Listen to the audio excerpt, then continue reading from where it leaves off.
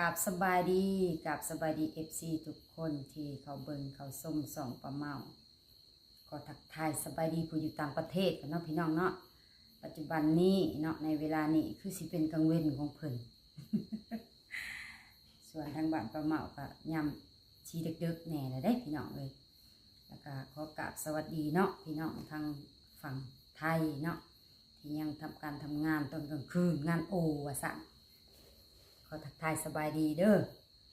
อาบน้ำฮักกะแล้วพี่น้องสิเย็นๆก็เลยไปครัวเอาผ้าเบี่ยงมาห่มมาห่อจักหน่อยมาโซ่ผ้าเลยว่าสั่นซะผ้าเบี่ยงบ่เมาเนาะตุ้มคอไว้สิให้มันสิอุ่นๆนี่จักหน่อยโซ่ผ้าเบี่ยงเลยเนาะงามผ้าเบี่ยงงามราคาบ่แพงพี่น้องวันนี้เนาะปลาเมากะสิมาโอมาลมกับเอฟซีกับแมนเนาะแล้วก็มีเวียกกับแมนเมื่อนี้กะย่างไปย่างมาเบิดมือเอาคลิปไปถ่ายเนาะให้พี่น้องได้เบิ่งได้ชมเอาโทรศัพท์เอากล้องเนาะไปถ่ายทั้งสองสะแพงแล้วก็สองปลาเมาผัดติดเวียกอยู่บาดสิเนาะปลาเมามาคิดเบิ่งมืออื่นนี่กะเวียกลายทั้งจีจัดเตรียมงานบุญของน้องขวัญแล้วก็ทั้งงานศพของทรงสการอื่นมาคิดโอ้ยก็เลยสิเคลียร์ให้มันแล้วจะพื้นหนึ่งก่อนสิเขารับเขานอนพักผ่อนนะสัตว์บาดนี้มันก็สิบ่ไหวสุขภาพจากยังก็ยังแหละง่วงพี่น้องง่วงซะเหลือเกินโอ้ยเป็นน้ำเถาบ่หรือปีสังหรืออีสังแต่เก่าก็อดทนหลายเนาะตีหนึ่งตีสองก็ยังสู้อันนี้นะโอ้ยบ่อยากหลอดตีแต่บอกคำง่วงนอนพี่เนาะก็เลยสิจิบกาแฟบ่ลายดอกครึ่งซองบ่ได้เอาไปซองดอกเนาะอย่ามันนอนบ่หลับแล้วก็มาโอ้มาล้มกับFCทุกคนทุกท่านเนาะด้วยความเคารพแหละนับถือเนาะหักแพงเบิดสุขุสุขคนเนาะต่างคนกับต่างคิดแล้วก็ต่างคนกับต่างคอมเมนต์เขามาเนาะที่ปลาเมาซอยเรืออีทครอบครัวน้องขวัญนี่แหละเนาะบางคนก็ว่าส่วนร้ายก็เห็นดีเนาะส่วนร้ายก็ดีย่อสมเสยเนาะก็ขอบอกขอบใจหลายๆเนาะในคำย่อสมเสยแล้วก็มีคำอันที่ผ่านมาเพิ่นเว้าเนาะเพิ่นเว้าผ่านมาค่ะมันก็เป็นเรื่องจริงอยู่เนาะแต่ว่าปลาเมานะบ่อยากเว้าพี่น้องบ่อยากเว้าเพราะว่าเฮาเว้าไปมันก็บ่เกิดประโยชน์เนาะแล้วมันก็สิกระทบนะเนาะปลาเมาก็บ่อยากให้เว้าถึงญาติพี่น้องของเพิ่นนะไผก็คือสิซอยสุดใจแล้วก็สุดความสามารถของตนเองอะไรเนาะที่ว่าซอยได้นะปลาเมาก็เลยบ่อยากให้เว้าเนาะแต่ที่จริงเนาะมันกับโบพิษเนาะเพราะว่าความคิดนะมันกับโบพิษคิดไปมุมใดมันกระทึกเนาะแต่ว่าถ้าว่าออกไปแล้วเม่นออกไปแล้วมันกระทบเฮาก็บ่อยากเว้านะบ่อยากให้เว้าเพราะว่ามันบ่เกิดผลดีเนาะแล้วก็มี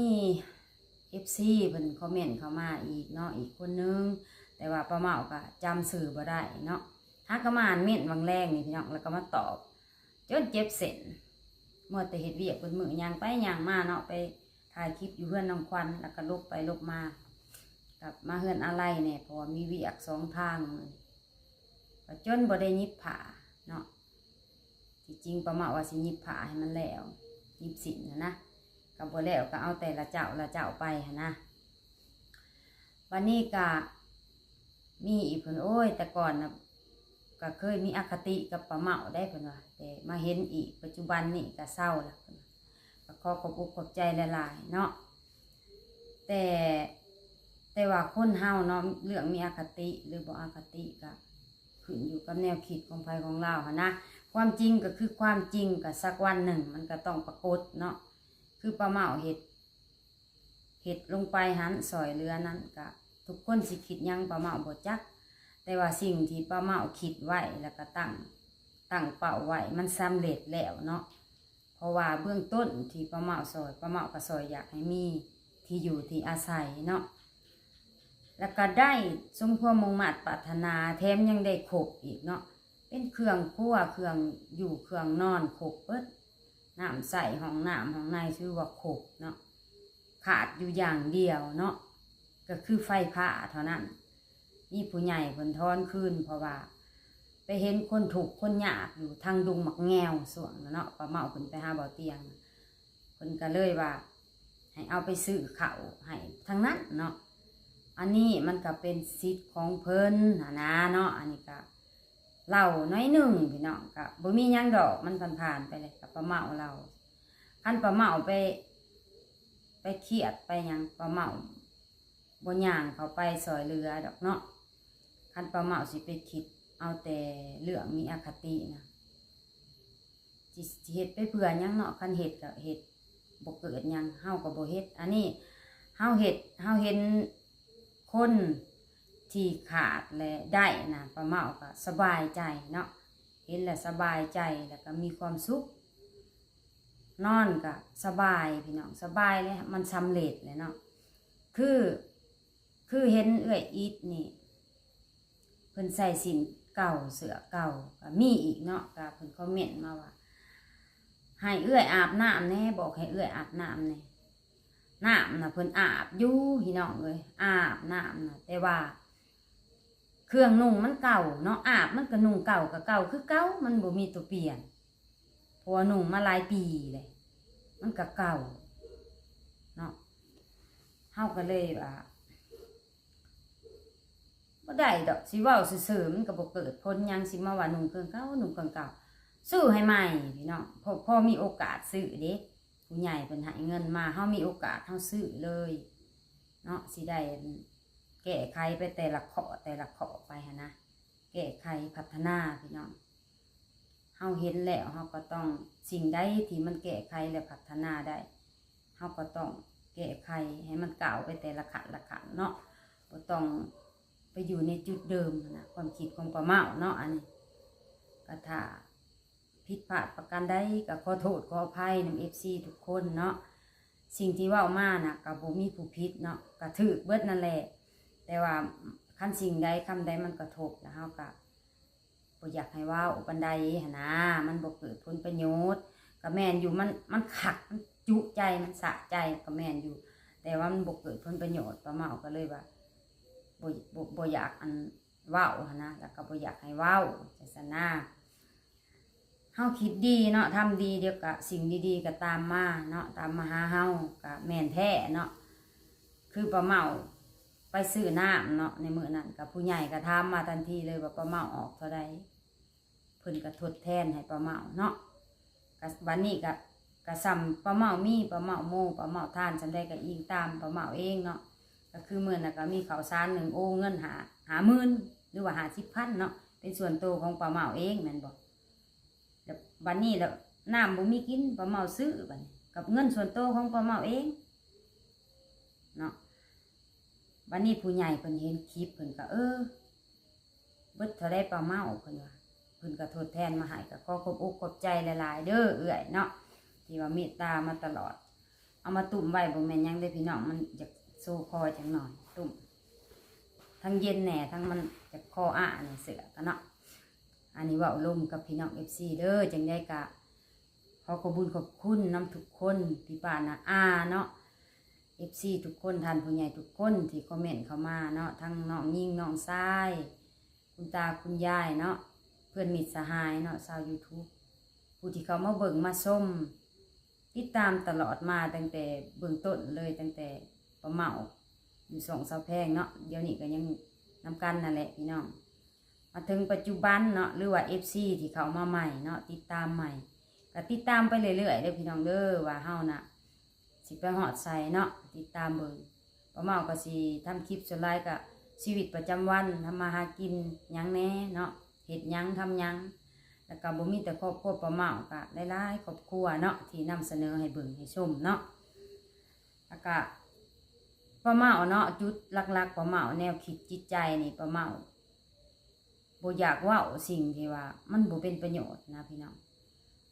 ก็คือเว้าแล้วก็อยากให้เกิดประโยชน์ทั้งสิเป็นข้อเสียก็ตามอย่างเช่นว่าอิดใส่เสื้อผ้าเก่า แบบสิก็คือความจริงเว่าแต่ว่าคันเว่าบ่เฮ็ดมันก็บ่มีดีขึ้นป้าเมาก็เลยหาวิธีเนาะหาวิธีแบบว่าถ้ามีป้าเมานึกในใจถ้ามีผู้ใหญ่มาสิซื้อเสื้อผ้าให้เพิ่นนึกในใจก็สำเร็จอีหลีพี่น้องสำเร็จเหมือนดังที่ป้าเมาตั้งใจแล้วก็คิดไว้อีหลีเนาะทางน้องจินดานำเนาะก็ซื้อให้เมื่อวานนี่เนาะสาวแพงทั้งสองสาวแพงก็ซื้อให้1พื้นแล้วก็สุดน้องจินดากางเกง4โตแล้วก็มีเสื้อตัวนึงเนาะมื้อนี้ป้าเมาก็ซื้อให้สุดนึงแล้วก็เอื้อยอีทอีก2สุดเนาะสาวแพงก็ให้เอื้อยอีทเสื้อแขนยาวตัว1เมื่อวานเนาะเฮาก็แก้ไขไปจังซั่นแหละพี่น้องซอยกันไปเนาะที่พ่อซอยได้ก็ซอยกันไปเนาะบ่ไปคิดอีหยังมากมายอดีตเนาะอดีตจังได๋มันก็เป็นอดีตไปแล้วเนาะพอเพียงแต่ว่าปัจจุบันเฮามีหยังก็ช่วยเหลือกันแก้ไขกันเวลาจุจนหรือว่าตกทุกข์มานะเนาะแต่ว่าถ้าเฮาอยู่ดีมีแห้งเฮาก็ทำมาหากินไผมันเนาะมีเวียกจังหากันจังซั่นนะพี่น้องเพราะว่าพื้นฐานของครอบครัวป้าเมาเนี่ยพี่น้องนี่สิบ่เคยทะเลาะกันจักเทื่อคันผู้หนึ่งเว้าแล้วบ่มีต่อกันนะมีแต่เว้ากันเล็กๆน้อยๆแต่บ่พอสิว่าบ่ได้เคยทะเลาะกันเลยขนาดหลายพ่อหลายแม่ได้บ่เคยพี่น้องบ่เคยทะเลาะกันผู้น้อยให้เคารพผู้ใหญ่อ้ายคืออ้ายเอื้อยคือเอื้อยเว้าให้แล้วอ้ายเว้าให้แล้วบ่ได้ไปต่อปากต่อคำแนวมันสิมีเรื่องมีราวเนาะต้องเคารพกันคนเฮาคือกันเนาะอยู่นํกันนี่ต้องเคารพกันอย่าทำลายน้ำใจกันเนาะเฮาซอยนะเพื่อสิผ่านอุปสรรคได้มันบ่แม่นของข่อยเนาะซอยไผคือกันแสนสิเมื่อยจนปากพาวแล่นหัดแล่นนี่ย้อนหยังย้อนเฮาอยากได้มาให้มันบ่แม่นเงินในธงป้าเมาเองแหละสิจกไปให้โลดมันก็แม่นคันป้าเมามีเงินมันบ่ทุกข์อันนี้เฮาเองนะอาศัยเงินนำผู้ใหญ่เนาะผู้ใจบุญเฮาก็ต้องทำคลิปให้เพิ่นเห็นต้องเว้าให้เพิ่นฟังต้องใช้พลังงานในการเว้าต้องไปถ่ายภาพให้เพิ่นเห็นนำเสนอแต่ละมื้อแต่ละวันให้เพิ่นเห็นเพื่อสิได้ของเพิ่นมาเนาะอยู่นั่งซะเวิ้นอยู่บ่เฮ็ดหยังมันสิได้บ่เพิ่นบ่เห็นเฮา